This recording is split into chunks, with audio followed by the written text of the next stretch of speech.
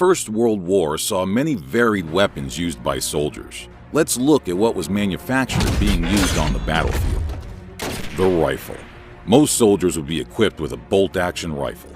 Rounds were fired individually, with the bolt being opened and closed after each shot. The rifle was reloaded by loading a clip into the magazine, and they had to be cleaned regularly because the dirt in the trenches could jam the firing mechanism. The rifles most commonly used by the Allied powers were the short magazine Lee Enfield Mark III for Britain and the Commonwealth, the Lebel and Berthier 8mm for France, the Mannlicher Carcano M1891 6.5mm for Italy, Lee Enfield Mark III and No. 4 for Britain, and the Carabiner 98K for Germany, and the Carcano Modello 1891 for Italy. For the Central Powers, the rifles used were the Mauser Gewehr 98 7.92mm for Germany, the Steyr Mannlicher M95 for Austria-Hungary and Bulgaria, and the Mauser M1877 7.65mm for Turkey. The bayonet continued to see use in the First World War. However, its use was now more psychological than practical. They resembled a knife that would fix onto the end of the rifle and be used for close combat fighting. They were also used by soldiers for non-combative use, such as opening cans and toasting bread. As the war developed, semi-automatic rifles became more common. These weapons used a gas operation and could be fired shot after shot without cocking a bolt each round. Some of these rifles include, and the Gewehr 43 for Germany. As it was in the First World War, the machine gun was a deadly firearm that changed the nature of warfare. Infantry training centered around the weapon with two types: the heavy machine gun, which was more likely to be used in dugout positions, and the light machine gun, which was more portable and usually magazine-fed. The German MG42 is one such terrifying example of a general-purpose machine gun, able to fire between 1,200 and 1,500 rounds per minute. Because of this, it was given the nickname of Hitler's buzzsaw. The top-mounted magazine Bren gun for the British, based on a Czech design, developed their own mass-produced SMG, the Sten gun. While cheaper and simple to manufacture, it had a habit of jamming. These submachine guns were also distributed to resistance groups in Nazi-occupied Europe. The German Army's 32-round MP40 was used extensively by infantrymen, paratroopers, platoon, and squad leaders. Germany produced a new, innovative, semi- and fully automatic assault rifle in the late part of the war called the STG-44, or Maschinenpistol 44. It was a unique in-between of a rifle and a submachine gun, firing a shorter 7.92 by 33mm Kurz round. It would go on to inspire post-war assault rifles such as the AK-47. Noteworthy weapons include the heavy machine gun used by Germany, the Maschinengewehr 08, the LMG used by British forces known as the Lewis gun, which featured a top-mounted pan magazine. Submachine guns such as the German MP-18 were used in the last parts of the war. The submachine gun was developed during the war as an effective portable firepower solution. They proved effective in close combat trench fighting by German stormtroopers. The handgun was issued to officers, pilots, and tank crew. They were inaccurate and useful only in close combat. Some of the handguns used were the Walther P38 and Luger P08 for Germany, the latter of which was prized as a trophy by Allied soldiers, the Webley Mark VI and Enfield No. 2 for Britain and its Commonwealth. Flamethrowers were a terrifying weapon, first brought to the battlefields of World War I by the German Army. Tanks on the soldiers' back used nitrogen pressure to spray oil fuel, which was ignited as it left the muzzle of a pipe. Grenades were used to clear out the enemy in their trenches and dugouts. They were either hand-thrown or fired from a rifle, and depending on the type of grenade, would either detonate on impact or via a timed fuse. Functions included explosive, smoke, and tear gas. A more primitive grenade was the Molotov Cocktail, which was first used in high numbers by Finnish troops against the Soviet Union in the run-up to World War II. Lightweight, portable anti-tank weapons were used by infantry in the Second World War. They represented a metal tube that fired a rocket when the trigger was pulled. while the Germans used the Panzerschreck. Lastly, we have the Trench Raiding Club.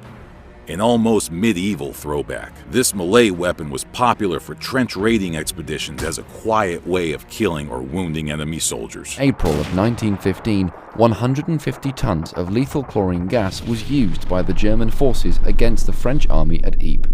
The French soldiers witnessed yellow lime clouds with a distinctive smell of pineapple and pepper slowly drifting toward their trenches. The French infantry assumed that the Germans were merely using a smokescreen at first, until they started to complain about pains in their chest and a burning sensation in their throats. As the realization of a gas attack became apparent, the French ran away from the area, putting a gap in the Allied line.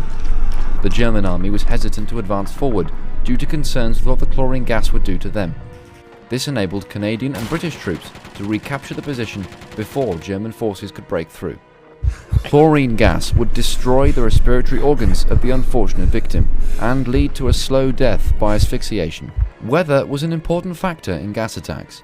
When the British Army launched a gas attack on the 25th September 1915, the wind blew it back into the faces of British troops. This was solved in 1916 when gas shells were used with heavy artillery, increasing the range of attack. So, how would you counter a gas attack? At first, Allied troops used cotton pad masks or even handkerchiefs that had been soaked in urine. The ammonia in the pad, it was discovered, would neutralize the chlorine. As the war progressed, soldiers were equipped with gas masks and anti-asphyxiation respirators, which were more efficient means of protection from gas. World War II, the Sherman tank, officially known as the medium tank M4, was built in the USA and used by the U.S. Army, U.S. Marines, and British, Canadian, Soviet, and Free French forces. The United States was behind in tank technology at the beginning of World War II, and panic at the German developments and victories in Europe resulted in the rushed design of the M3 Lee. The M4 Sherman was named after the famous American Civil War general, William T. Sherman. It would be more of a refined design than the M3, which was a stopgap and featured the same lower hull and suspension, but with a new upper hull. The first prototype, known as the T6, debuted in September 1941.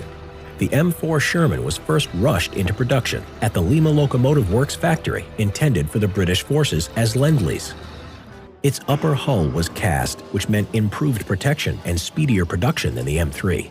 The armor thickness was a maximum of 76 millimeters or 3 inches and had a minimum of 15 millimeters or 0.59 inches. The overall tank weighed 33 tons. The tank would have a height and width limitation, a specification ordered by the U.S. Army so that it could be transported on bridges, landing craft, and railroads without any special equipment. This limitation meant that the tracks were narrow, which gave the tank poor mobility in muddy terrain. The Sherman's armament was a 75mm main gun and coaxial 30 cal Browning M1919A4 machine gun in an electric-powered, fully traversing turret. Another 30 cal machine gun was also placed in the hull, and a Browning 50 cal machine gun could be placed on top of the turret for anti-air and anti-personnel defense. The M4 Sherman had a good speed of 35 to 47 kilometers per hour or 22 to 30 miles per hour on the road, and a range of 160 to 240 kilometers or 100 to 150 miles, depending on the variant. One praise from crews of the tank would be the ease of maintenance on the battlefield, especially compared to German tanks. Standardized production variations in the engines and sometimes different upper hulls were identified by its 7 sub-designations. M4.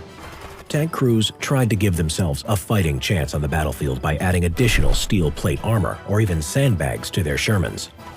It would take superior numbers of Shermans to take out one Tiger or Panther tank. One of the problems was figuring out how the Sherman turret could be fitted with a more powerful gun.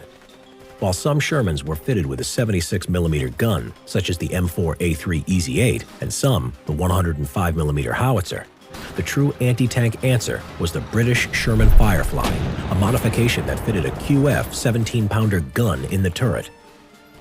Overall, the use of sheer numbers and combined arms with air support would help the Sherman tank combat its own drawback when taking on the enemy on the battlefield. The M4 Sherman was mass-produced by the American industry at a staggering scale.